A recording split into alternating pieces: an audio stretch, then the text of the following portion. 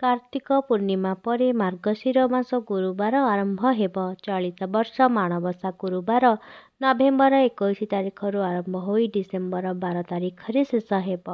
माणबसा गुरुवार रे माँ लक्ष्मी को पूजा कर जाइथाए।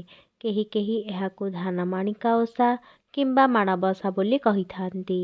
एही ओषा समस्ते करिपारिबे। जेउमानंकर घरे माणबसा नाही सेमाने मध्य लक्ष्मीଙ୍କ मंदिररू माँकर पूजार किछि जिनिष आनी माणबसा आरंभ करिपारिबे। माँकर पूजा कले काहार किछि क्षति होई न थाए बरं मंगल होइथाए। तेणु समस्तंकु माणबसा करिबा उचित। केही केही माण चारि पाଳି बसेई थांती। आउ किछि जण गोटे पाଳି माण बसेई थांती किंबा केते जण मार्गशीर मास सारा मध्य माण बसेई थांती। जेउठी जेउपरि नियम रहिछि सेठी सेमति करिबा उचित। गुरुवार दिन रे शरीर रे केबे भी तेल लगाइबा उचित नुहे।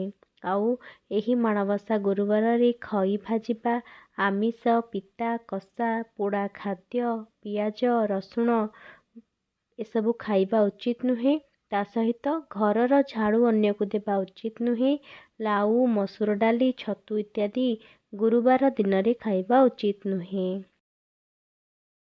एही गुरुवार दिन केवल माँଙ୍କ पाखरे भोग लागिथिबा प्रसाद ही खाआंतु। माँଙ୍କୁ गुरुवार दिन रे 3 थर पूजा करा जाइथाए। पूजा होइथिबा समस्त प्रकार प्रसाद खाइबा उचित। एही पवित्र गुरुवार दिन रे प्रत्येक साधवा नारी माने नाली रंगर किंबा धला रंग किंबा हलदिया रंगर साड़ी पिंधिबा उचित। आ मने रखंतु धला साड़ी रे जेपरी नालीर रंगर बॉर्डर रहिथिबो किंबा जो हलदिया साड़ी रे मध्य नाली रंगर बॉर्डर रहिथिबो सेही परि भाबरे साड़ी पिंधंतु। संपूर्ण सादा साड़ी किंबा खाली धला साड़ी पिंधिबा उचित नुहे। गुरुवार दिन शरीररू कौनसी सुना अलंकार उतारिबा उचित नुहे। एहा द्वारा माँ लक्ष्मी घर छाड़ी चली जाती। विवाहिता नारी माने शरीररू मंगलसूत्र, शंखा, कानफुल, झुंटिया इत्यादि उतारिबा उचित नुहे। नारी माने नाली अलता लगांतु। सिंदूर, चूड़ी, गहना इत्यादि पिंधि माँ लक्ष्मी को जेमिति भल लागे सेमिति समस्ते सजई होई पवित्र लक्ष्मीଙ୍କ माणबसा पूजा करिबा उचित। गुरुवार दिन रे व्रत रखिथिबा महिला माने काहाकू गाली करंतुनी, अपमान दियंतुनी, मिछ कहिबा उचित नुहे। स्वामी सासूଙ୍କ सहित कली झगड़ा करिबा उचित नुहे। एहा कले व्रतर फल प्राप्ति होई न थाए। बासी सेजरे सुवंतु नाही किंबा दिन समय रे गुरुवार रे सोइबा उचित नुहे। एपरिकी कौनसी व्रत कले मध्य सेही दिन आपण माने दिन रे सुवंतु नाही। गुरुवार दिन मुंड धोई केश कुंडेइबा उचित नुहे। कारण प्रसाद तैयारी होइथाए। घरे माँ लक्ष्मी बसी थांती। तेणु चारिआडे अड़ुआ चुटी पड़िबा उचित नुहे। आपण केवल केशकू न कुंडेई गंठी पकेई दियंतु। कला रंगर साड़ी पिंधंतु नहीं। कला रंगर शंखा, चूड़ी, कला टिकिली इत्यादि पिंधिबा उचित नुहे। कला रंग शनिदेवंकु अति प्रिय होइथाए। कला वस्तु पिंधिले शनिग्रह आकर्षित होइथांती। सेहिथिपाई कला रंग पिंधिबाकू मना करा जाइथाए एवं माँଙ୍କୁ कला रंग पसंद नुहे। माँ लक्ष्मी को केबे भी मंदार फूल, कनियर फूल, अपराजिता फूल इत्यादि पूजा करबा उचित नुहे। बुधवार दिन खटुली, पीढ़ा, सेर, माण इत्यादि को धोई दियंतु। एहा सुखिबा परे सेथिरे चित्त देबा उचित। भल साड़ी पिंधि मुंड धोई एही चित्त देबा उचित। ता सहित पूजा घरे 16 कोठी चित्ता माँकर सिंधुक मध्य चित्ता करिबा उचित। सिंधुक भितरे माँकर शंखा, कानफुल, मंगलसूत्र, सिंदूर, फरुआ इत्यादि चित्ता पकाइबा उचित। छूतक, मृतक एवं मासिक धर्म समय रे गुरुवार पूजा करिबे नहीं। एही समय रे शरीर पवित्र नथिबारु माण बसाइबे नहीं किंबा प्रसाद प्रस्तुत करिबे नहीं। मासिक धर्मर 5 दिन होइथिले आपण माने प्रसाद बनै पारिबे।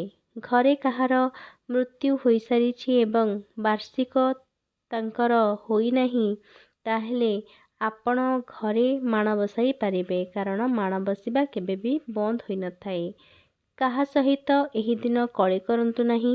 କିଛି ନହେଲେ ମଧ୍ୟ ଆପଣ ଘର ଦ୍ୱାର ପାଖରେ ମାଙ୍କର ପାଦଚିତା ପକାଇ ମନରେ ମାଙ୍କୁ ସ୍ମରଣ କରିପାରିବେ। କେହି କେହି ମାଣବସା ଗୁରୁବାର ପ୍ରଥମାଷ୍ଟମୀ ଯିବା ପରେ ଆରମ୍ଭ କରିଥାନ୍ତି। କାରଣ ମହାପ୍ରଭୁ ଶ୍ରୀ ଜଗନ୍ନାଥ ପୋଢ଼ୁହାଁ ହୋଇଥାନ୍ତି। ତାଙ୍କୁ ସମ୍ମାନ ଜଣାଇ ଅଷ୍ଟମୀ ପରେ ମାଣବସା ହୋଇଥାଏ। ପ୍ରଥମାଷ୍ଟମୀରେ ଘରକୁ ନୂଆ ଧାନ ବିରି ଆସିଥାଏ। ତା ପରଠାରୁ ମାଣବସା ଗୁରୁବାର ଆରମ୍ଭ ହୋଇଥାଏ। ସେଥିରେ ଚିତା ପଡ଼ିଥାଏ। ପିଠା, କ୍ଷୀରି, ଖେଚୁଡ଼ି ହେବା ସହିତ ନୂଆ ଧାନରେ ମାଣ ବସିଥାଏ। ମାଣ ବସାଇବା ପାଇଁ ଧାନ ହେଉଛି ବସୁମତୀ ଧାନ, ଶାରଦା ଧାନ କିମ୍ବା ଦେଶୀ ଧାନରେ ମାଣ ବସିଥାଏ, ଯାହାର ରଙ୍ଗ ଧଳା ହୋଇଥାଏ। ପ୍ରତ୍ୟେକ ନାରୀମାନଙ୍କୁ ବୁଧବାର ଦିନ ମାଣ ଧୋଇ ରଖିବା ପାଇଁ ପଡ଼ିଥାଏ। ଘର ଦ୍ୱାର ସଫା କରି ଗୋବର ଲିପିବା ପାଇଁ ପଡ଼ିଥାଏ। ଯେଉଁମାନେ ଗୋବରରେ ଲିପୁ ନାହାନ୍ତି ସେମାନେ ଗଙ୍ଗାଜଳ ବ୍ୟବହାର କରନ୍ତୁ। ତା ସହିତ ଚାରିଆଡ଼େ ଝୋଟି ଚିତା ପକାଇ ପାରିବେ। ମାଣ ଧୋଇବା, ଚିତା ପକାଇବା କାମ କରିବା ସମୟରେ ଧୁଆ ପରିଷ୍କାର ପୋଷାକ ଲୁଗା ପିନ୍ଧି ଏସବୁ କରିବା ଉଚିତ। ମାସିକ ଧର୍ମ, ଛୁତକ, ମୃତକ ସମୟରେ ଝୋଟି କିମ୍ବା ଚିତା ନିଜେ ପକାଇବା ଉଚିତ ନୁହେଁ।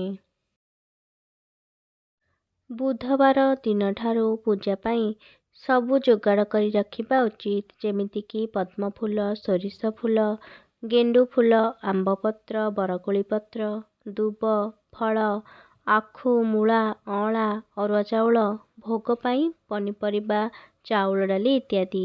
ପିତ୍ତଳ ପୂଜା ଥାଳି, ଦୀପ, ଧୂପଦାନୀ, କଳସ, ପିତ୍ତଳ ଗ୍ଲାସ୍ ଇତ୍ୟାଦିକୁ ବୁଧବାର ଦିନ ଧୋଇ ରଖିବା ଉଚିତ। ଗୁରୁବାର ଦିନ ହଳଦୀ ଲଗେଇ ବୁଡ଼ ପକାଇ ଅର୍ଥାତ୍ ମୁଣ୍ଡ ଧୋଇ ଗାଧୋଇବା ଉଚିତ। ବୁଧବାର ଦିନ ମୁଣ୍ଡ ସଫା କରିଦେବେ, କିନ୍ତୁ ଗୁରୁବାରରେ କେବଳ ମୁଣ୍ଡ ଧୋଇବେ, ସଫା କରିବା ଉଚିତ ନୁହେଁ। ନାରୀମାନେ ଗୁରୁବାର ପାହାନ୍ତାରୁ ଗାଧୋଇ ଘର ଚାରିଆଡ଼େ ଗୋବର ପାଣି କିମ୍ବା ଗଙ୍ଗାଜଳ ଛିଞ୍ଚିବା ଉଚିତ। ତାପରେ ଦ୍ୱାର ପାଖରେ କଳସ ପୂଜା କରିବା ଉଚିତ। କଳସ ପୂଜାରେ ଆମ୍ବପତ୍ର, ଦୁବ, ବରକୋଳି ପତ୍ର, ଫୁଲ, ପଇଡ଼ କିମ୍ବା ଯେକୌଣସି ଫଳ, ଦୀପ, ଭୋଗ, ଅରୁଆ ଚାଉଳ, ଅଗୁର, କର୍ପୂର, ଗଙ୍ଗାଜଳ, ପଇତା, ମୁରୁଜ, ପଞ୍ଚାମୃତ ଇତ୍ୟାଦି ଲାଗିଥାଏ। ତାପରେ ଠାକୁର ଘରେ ପ୍ରଥମେ କଳସ ପୂଜା କରି 16 କୋଠି ପଦ୍ମ ଚିତା ଉପରେ କାଠ କିମ୍ବା ପିତ୍ତଳର ଖଟୁଲି ବସାଇ ଦେବା ଉଚିତ। ତାପରେ ପିଢ଼ା ରଖି ତା ଉପରେ ଗଉଣୀ ଏବଂ ଗଉଣୀ ଭିତରେ ମାଣ ରଖାଯାଇଥାଏ। ଗଉଣୀ ମଧ୍ୟ ପିତ୍ତଳ କିମ୍ବା ବେତର ହେବା ଉଚିତ। ମନେ ରଖନ୍ତୁ, ଯେଉଁ ପିଢ଼ା କିମ୍ବା ଖଟୁଲି ରଖିବେ ସେଥିରେ ଯେପରି ଲୁହା କଣ୍ଟା ନଥିବ ସେଥିପ୍ରତି ଧ୍ୟାନ ଦେବେ। ଗଉଣୀ ଏବଂ ମାଣରେ ଧାନ ଏମିତି ଭରନ୍ତୁ ଯେମିତି ଧାନ ପୂର୍ଣ୍ଣ ହୋଇ ଖଟୁଲିରେ ପଡ଼ିବ।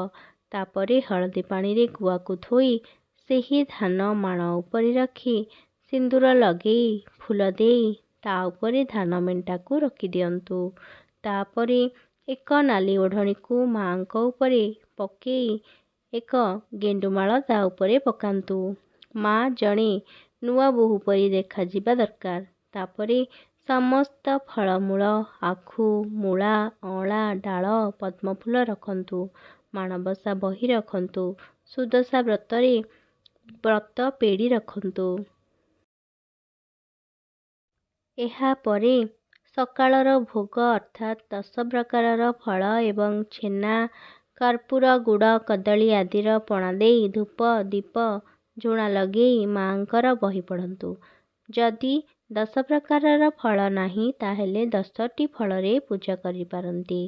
ଏମିତି 3 ଥର ମାଙ୍କୁ ଗୁରୁବାରରେ ଭୋଗ ଲାଗିଥାଏ। ତାପରେ ଶଙ୍ଖୁଡ଼ି ଭୋଗ ଏବଂ ସନ୍ଧ୍ୟାରେ ସନ୍ଧ୍ୟା ଭୋଗ ଲଗେଇ ଆଳତି କରାଯାଇଥାଏ। ଶଙ୍ଖୁଡ଼ି ଭୋଗରେ ଆପଣମାନେ ଖେଚୁଡ଼ି, ଡାଲମା, ସୋରିଷ ଶାଗ, କ୍ଷୀରି, ବୁଢ଼ା ଚକୁଳି, ଦହି ପଖାଳ, ଚିତଉ ଚକୁଳି ଇତ୍ୟାଦି ଭୋଗ ଲାଗିଥାଏ। ଏହି ପ୍ରସାଦକୁ ଘର ଲୋକମାନେ ସେବନ କରନ୍ତୁ, କିନ୍ତୁ ବାହା ହୋଇଯାଇଥିବା ଝିଅ ଘରେ ପ୍ରସାଦ ସେବନ କରିବେ ନାହିଁ। ପରଲୋକ ବାହାର ଲୋକଙ୍କୁ ଏହି ପ୍ରସାଦ ଦେବା ଉଚିତ ନୁହେଁ କିମ୍ବା ନିଜେ ମଧ୍ୟ ଅନ୍ୟ ଘରେ ଗୁରୁବାର ଦିନ ଖାଇବା ଉଚିତ ନୁହେଁ। ଯାହାର ଘରେ ଯେମିତି ପୂଜାବିଧି ରହିଛି ଆପଣମାନେ ଏହି ମାଣବସା ଗୁରୁବାରକୁ ସେମିତି ହିଁ ସେଇ ନୀତି ନିୟମରେ ପାଳନ କରନ୍ତୁ। ବିଷୟବସ୍ତୁଟି ଭଲ ଲାଗିଲେ ଗୋଟିଏ ଲାଇକ୍, ସେୟାର ଆଉ କମେଣ୍ଟ କରିବା ପାଇଁ ଜମାରୁ ବି ଭୁଲିବେ ନାହିଁ। ରହିଲି, ନମସ୍କାର।